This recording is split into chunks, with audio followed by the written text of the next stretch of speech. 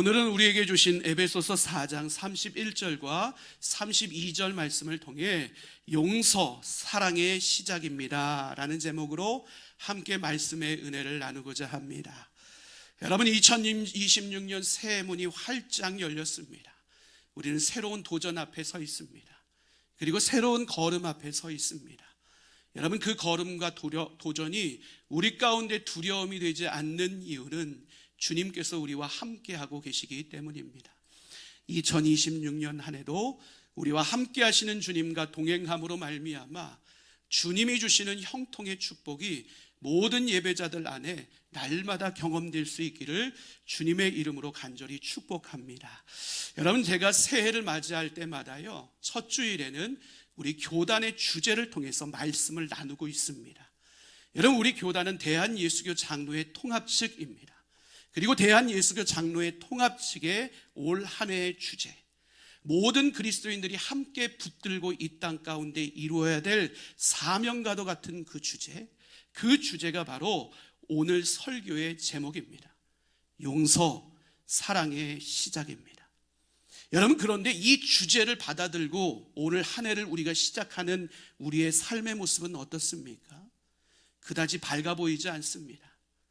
뭔가 소망이 있으면 좋겠는데, 그리고 뭔가 기대함이 있으면 좋을 것 같은데, 오히려 우리의 마음이 참 무겁고 절망스럽습니다. 그 이유가 무엇입니까? 용서가 가득한 이 땅이 되어야 되는데, 그보다 갈등과 분열이 모든 영역 속에 만연하고 있는 이 사회의 모습을 우리가 보고 있기 때문에 그렇습니다. 여러분, 지금 우리의 사회의 현실이 얼마나 심각한지요? 이 사회의 갈등 부분이 심각한 부분에 이르렀다라는 사실에 대해서 국민의 10명 중 8명이 그 모든 사실을 인정하고 있다라는 사실입니다. 여러분, 그 결과를 한번 보세요. 여러분, 정치적인 부분, 진보와 보수의 갈등은요, 국민의 거의 대부분 95.9%의 수많은 사람들이 이것은 심각한 갈등 수준에 다다랐다 라고 인식을 하고 있다는 사실입니다. 여러분, 정치적인 부분만이 아닙니다. 세대 간, 계층 간, 지역 간 모든 영역 속에서요 80%의 이상을 웃도는 심각한 갈등의 요소들을 모든 국민들이 인식을 하고 있다는 사실입니다. 여러분, 이것은 무엇을 이야기를 하는 거예요? 이제 갈등과 분열이라는 영역은 어떤 특정 집단, 특정 영역, 특정 지역에만 해당하는 것이 아니라 우리의 사회 전반에 흐르고 있는 일상으로 다가오고 있는 것이 갈등과 분열의 문제임을 우리는 이 결과를 통해서 깨닫게 됩니다. 여러분, 심각한 문제가 무엇이에요? 단순히 갈등과 분열이 생기는 것보다 더 심각한 문제가 있습니다. 그것이 무엇인가 하면 이 갈등과 분열을 대하는 우리의 태도입니다. 대화가 사라집니다. 정죄밖에 남지 않았습니다. 나와 다르면 대적으로 평가합니다. 여러분, 나와 생각이 다르면요 함께 동행할 수 없는 사람으로 낙인 찍고 손절합니다. 여러분, 이것이 더욱더 크나큰 문제입니다. 갈등과 분열에 대해서 모두가 인식하면서도요 그 갈등과 문제를 풀려는 노력과 의지를 이 땅 가운데 발휘하지 않는 것이 지금의 가장 큰 문제입니다. 그리고 이 사회의 흐름이요 교회 공동체와 그리스도인들에게도 결코 자유함을 주지 못하고 있습니다.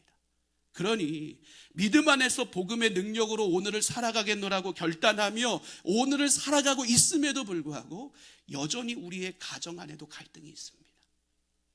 때로는 일터 속에서도 그리스도인임에도 불구하고 그리스도인인 내가 일터 속에 분열을 만들어내는 역할을 감당하기도 합니다. 교회 안에서도 아픔과 오해, 상처들로 말미암아 그 모든 것들이 내면의 쓴뿌리들로 남겨지고 서운함으로 남겨지는 경우들이 있습니다. 여러분, 이것이 우리가 살아가고 있는 사회의 모습입니다. 이제는 갈등과 분열이 일상이 되어버린 우리의 삶의 모습들.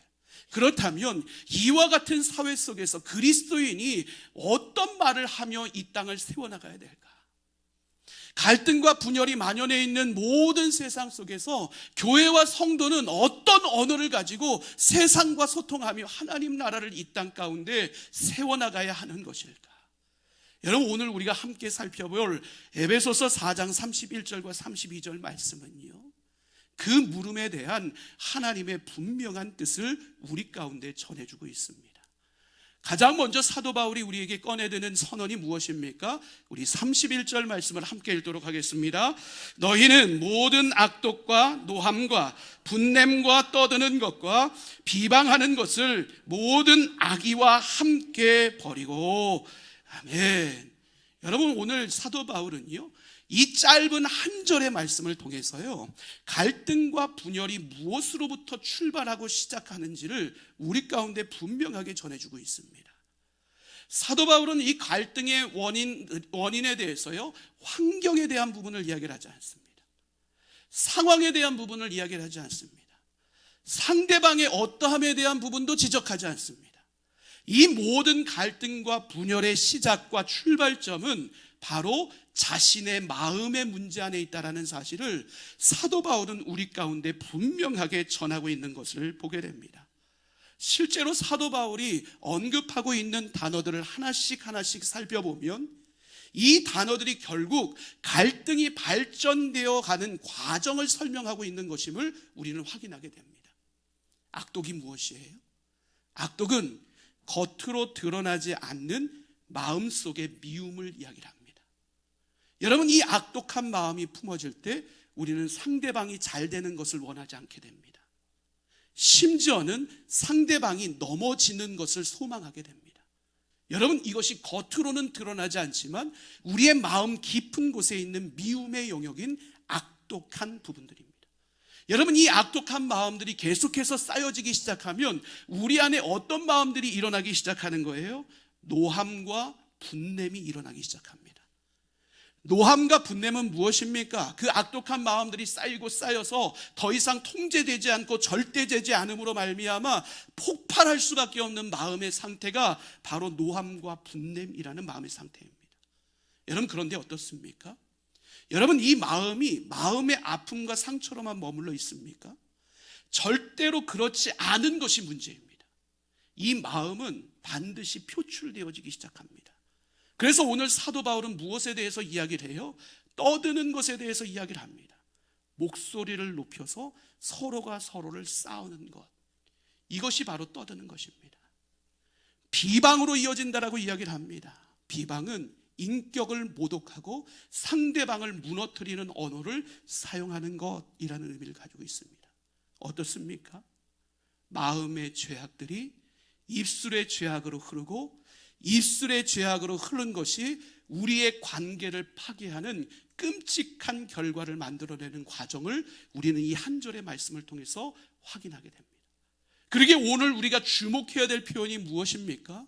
사도 바울은 이 모든 문제들, 감정적인 것, 그리고 말하는 것, 태도적인 모든 문제들에 대해서 조절하라, 억제하라, 그리고 제한하라 라고 이야기하지 않고 무엇이라고 이야기를 해요?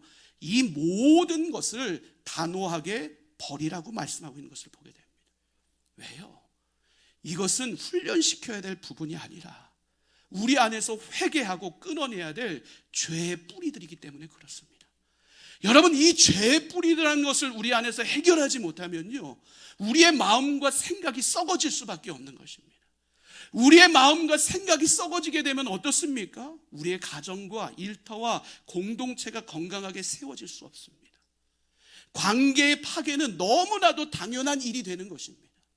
여러분, 그런데 우리는 많은 경우에 있어서 이 내면의 문제를 해결하지 않고 오늘을 살아가는 경우가 참 많습니다. 여러분, 일상 속에서 한 가지 예를 들어볼까요? 여러분, 음식물 쓰레기 여러분 부엌에서 그때그때 잘 치우시죠? 잘 안 치우시나 보네요. 여러분, 음식물 쓰레기 그때그때 안 치우고 방치해 놓으면 어때요? 처음엔 냄새만 나죠. 그러다가 시간이 지르면 곰팡이가 쓸죠. 그리고 또 시간이 지나면 어떻게 해요? 구더기가 바글바글 하잖아요. 마치 한 번도 경험 안 해보신 것처럼 표정들이 그러신데, 그 이유가 무엇이에요? 집안 전체에 악취를 품게 되잖아요. 여러분, 그런데 이것이 우리 가운데 굉장히 불편함으로 다가오고 끔찍함으로 다가오는데 우리는 우리 관계 속에서 이런 일을 참 많이 범하고 있다는 사실이에요. 내 내면이 썩어 들어가고 있는데요, 내 내면이 아프고 상처 가운데 있는데요, 그것을 방치해놔요. 시간이 지나면 괜찮겠지, 시간이 지나면 잊혀지겠지, 시간이 지나면 극복되겠지. 그 모든 것이 썩어지고 부패하고 냄새나고 있는데도 우리는 그것을 그냥 둔다고요. 여러분, 감정이라는 것은요, 방치해 놓으면요 절대로 사라지지 않습니다. 우리의 마음속에서 끊어내지 못하면 그것은 반드시 썩을 수밖에 없는 영역입니다. 그 마음의 감정의 썩음은 앞서서도 이야기했지만 우리의 말과 태도와 관계 속에서 반드시 터져나올 수밖에 없는 영역임을 우리는 절대로 잊지 말아야 됩니다. 그러게 오늘 사도 바울은 우리에게 뭐라고 이야기한다고요? 그 마음의 아픔들과 죄의 속성들을 간직하고 있지 말라라고 이야기를 합니다. 그 모든 것을 즉시로 끊어내고 버릴 것에 대해서 우리 가운데 분명하게 선언하고 있습니다. 사랑하는 성도 여러분, 우리의 마음은 어떤 곳이에요? 거룩한 하나님의 성령이 임하시는 거룩한 성전입니다. 그 성전에 죄악된 마음들과 불편한 마음들을 쌓아나가는 것, 결코 하나님이 기뻐하시지 않는 일임을 우리는 잊지 말아야 됩니다. 하나님은 이 땅의 모든 질서 속에서의 갈등과 분열을 회복하길 원하십니다. 그리고 그 갈등과 분열을 회복하는 시작으로 우리의 마음부터 비워내기를 원하십니다. 내 내면에 악취나고 있는 모든 부분들, 이것을 주 앞에서 걷어내기 시작할 때 그것을 바로 치유의 시작이요, 갈등의 관계를 회복할 수 있는 출발점이 될 수 있음을 우리는 절대로 잊지 말아야 됩니다. 사랑하는 성도 여러분, 2026년 저와 여러분의 삶이 주 앞에서 여전히 우리 가운데 문제가 되고 있는 내면의 쓴뿌리들과 악취들을 깨끗이 씻어낼 수 있는 우리 모두의 삶이 될 수 있기를 주님의 이름으로 간절히 축원합니다.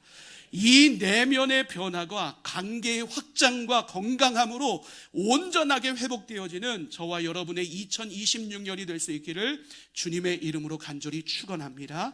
여러분, 그렇다면 우리가 비워낼 것을 비워냈어요. 끊어낼 것을 끊어냈습니다. 그렇다면 우리는 즉시로 그 비워진 곳을 채워나갈 수 있어야 됩니다. 왜요? 비워낸 곳을 채우지 않으면요, 옛 감정이 다시 그 비워진 자리를 차지하기 때문에 그렇습니다. 그렇다면 비워진 자리에 우리의 삶에 무엇을 채우는 노력을 우리가 기울여야 될까? 오늘 사도 바울은요 32절 상반절에서 우리에게 이렇게 선언하고 있습니다. 함께 읽겠습니다. 서로 친절하게 하며 불쌍히 여기며. 아멘.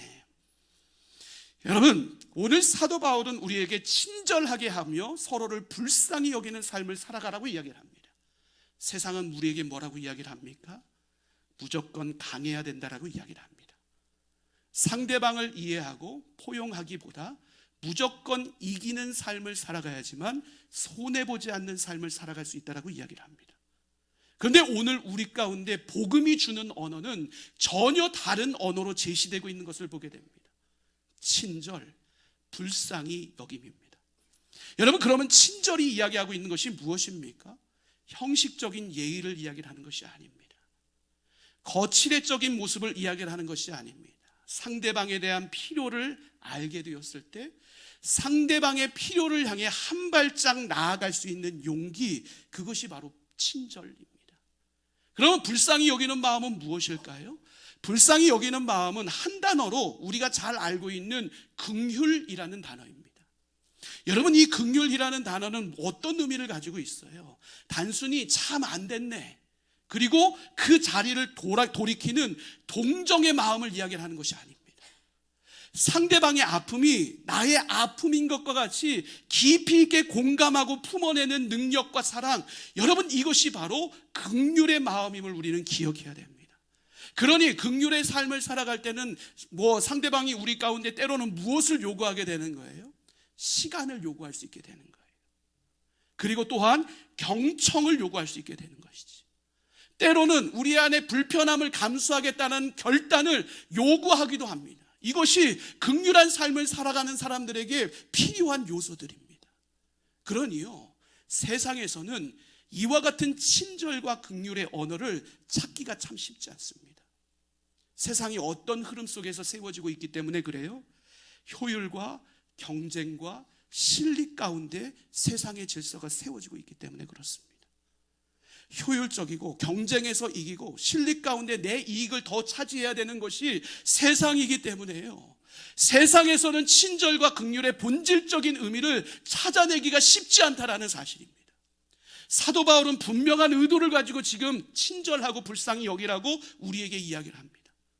세상은 경쟁과 실리 때문에라도 친절하지 못하고 늘 긍휼히 여기지 못하는 삶을 살아갈지라도 교회와 성도들만큼은 다른 삶을 이 땅 가운데서 살아가야 됨을 사도 바울은 우리 가운데 선언하고 있는 것입니다.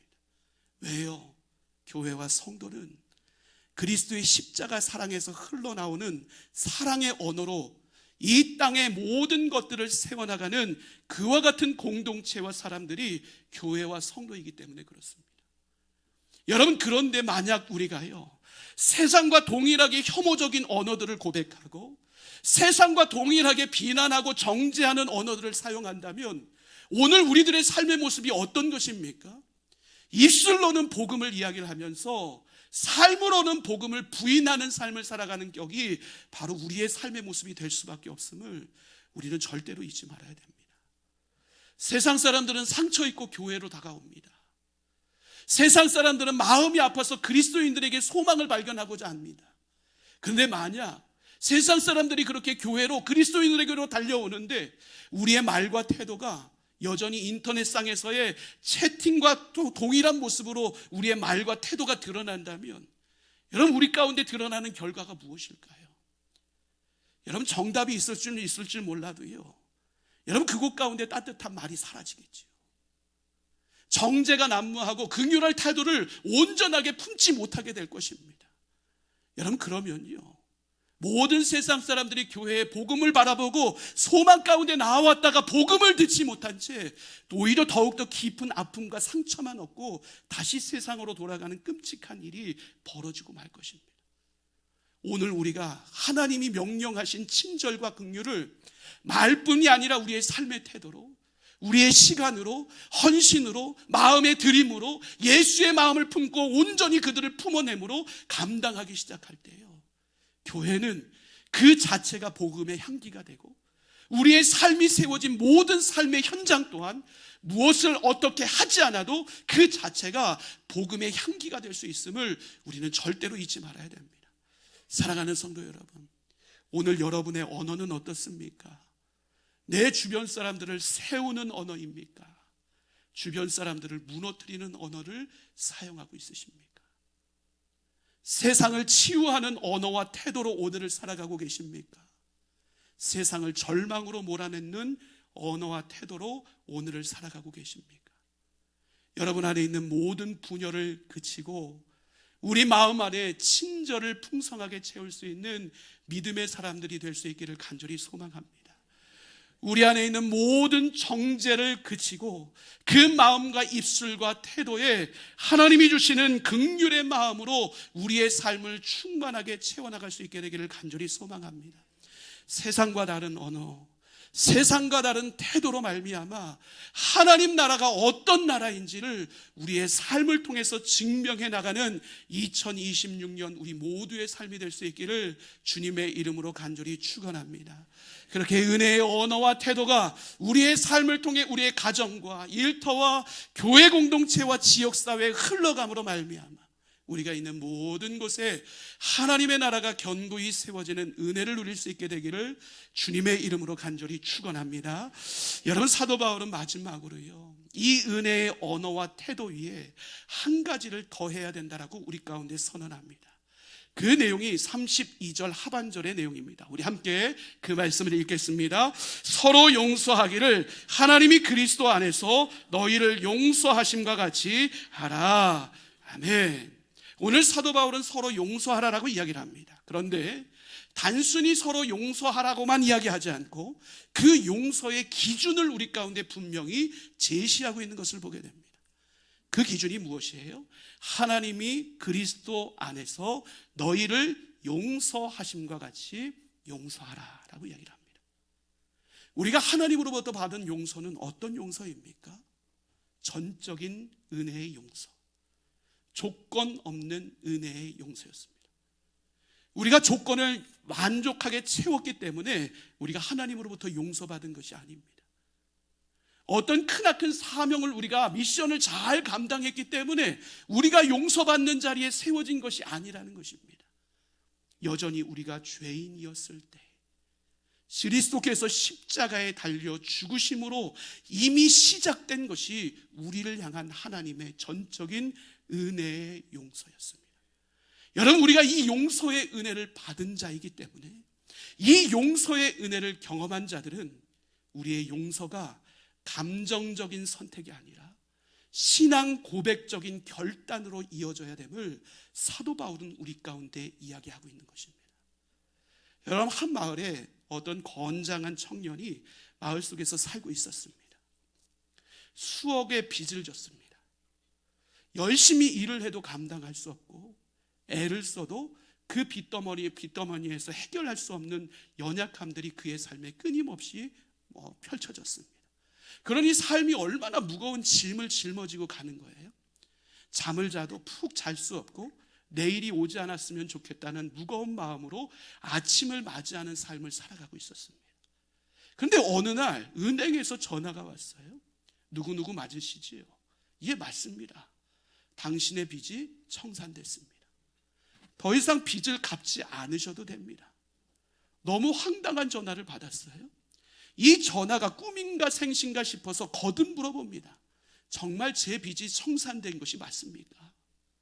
더 이상 갚지 않아도 되는 것이 맞나요? 아무런 조건 없이 이 모든 빚이 청산된 것이 맞습니까? 묻고 또 물었습니다. 그러자 은행 직원은 항상 동일한 대답을 했습니다. 이미 처리되었습니다. 이 이야기를 듣고요, 이 주인공이 그곳에서 무릎 꿇고 펑펑 울기 시작합니다. 이 울음의 의미가 무엇일까요? 묶여있는 것에서 자유케 된 기쁨이 있겠죠. 한편으로는 어떤 마음이 있을까요? 이제 다시 시작할 수 있겠구라는 소망의 마음이 그의 마음에 찾아왔기 때문일 거예요. 근데 며칠이 지났어요. 한 사람이 자기 집에 찾아왔습니다. 이 사람이 누구냐? 과거에 자기에게 5만 원을 빌려갔던 사람입니다. 그 5만 원을 갚지 않았어요. 이 사람을 보자마자요, 다짜고짜 멱살을 잡고 뒤 흔들리면서 그에게 외칩니다. 빨리 돈 갚아! 갚지 않으면 가만 놔두지 않을 거야! 이렇게 외쳤어요. 그리고 이 사람의 멱살을 끌고 그대로 경찰서를 향했습니다. 여러분, 많이 들어본 이야기인 것 같지요? 어떤 이야기예요? 예수님께서 마태복음 18장에서 비유적으로 이야기하신 말씀을요, 제가 현대적으로 각색을 해본 거예요.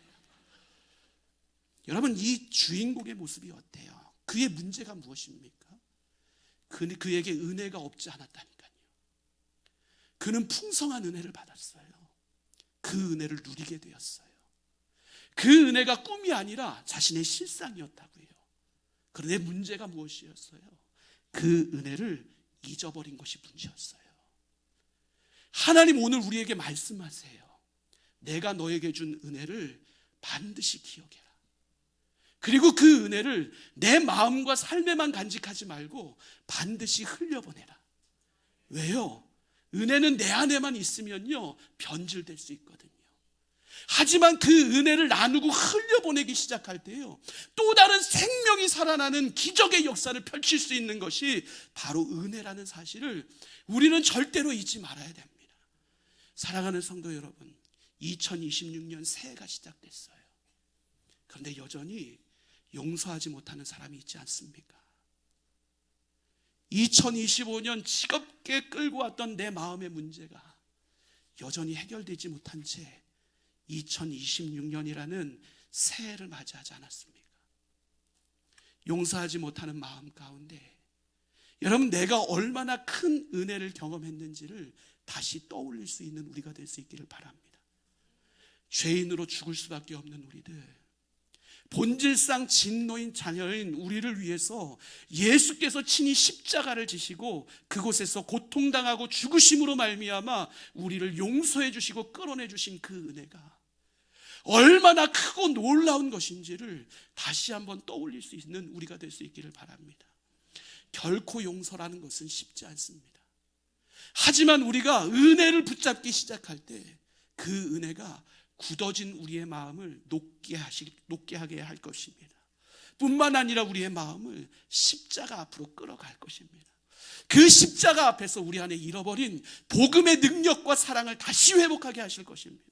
그 십자가의 능력이 올 한 해 우리를 반드시 용서를 선택하는 자리로 믿음의 결단 있게 우리를 다시 세울 것을 우리가 소망하며 하나님의 은혜 앞에 설 수 있는 우리가 될 수 있기를 간절히 소망합니다.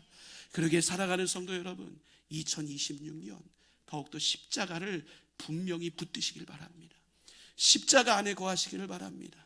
십자가 안에서 흘러넘치는 은혜가 여러분들의 삶을 온전히 사로잡게 되기를 간절히 소망합니다. 그 은혜가 우리의 가정과 일터와 교회 공동체로 흘러넘침으로 말미암아 그 은혜로 말미암은 하나님 나라의 선한 평화의 역사가 이 땅 가운데 열매 맺게 되기를 주님의 이름으로 간절히 축원합니다. 여러분, 말씀을 마칩니다. 여러분, 오늘 우리는 2026년을 여전한 분열과 갈등 속에서 시작하고 있습니다. 하나님은 세상과 다른 언어와 태도로 이 땅을 변화시키기를 원하십니다. 누구를 통해서요? 교회와 성도들을 통해서요. 미움이 아니라 용서를, 정죄가 아니라 긍휼을, 분열이 아니라 사랑을, 이 복음의 언어로 이 땅을 변화시키기를 원하십니다. 그리스도인들의 모든 언어와 태도가 세상을 향해서 이와 같은 답으로 분명히 이 땅 가운데 드러나기를 원하십니다. 그러기에 사랑하는 성도 여러분, 새해를 시작하는 우리의 마음속에 깊은 결단이 있기를 원합니다. 주님, 우리가 세상을 닮아가지 않게 하여 주옵소서. 하나님, 우리의 입속에서 혐오의 말을 제거하여 주시고 오직 용서의 말로 사람들을 세워나가게 주옵소서. 주님, 정죄하는 마음으로 사람을 무너뜨리는 인생이 되지 않게 하여 주시고 오직 사랑으로 사람을 세워나가는 인생 되게 하여 주옵소서. 십자가의 은혜를 날마다 기억하게 하여 주셔서 그 십자가의 은혜가 흘러넘치는 우리의 삶이 말뿐인 복음이 아니라 삶으로 복음을 살아내는 진정한 복음의 증거자가 되게 해 주옵소서. 어두운 세상에, 갈등 많은 세상 속에 참된 빛의 소리로 나를 사용하여 주셔서 이 땅에 참된 치유의 역사를 이루는 통로로 나를 아름답게 세워 주옵소서.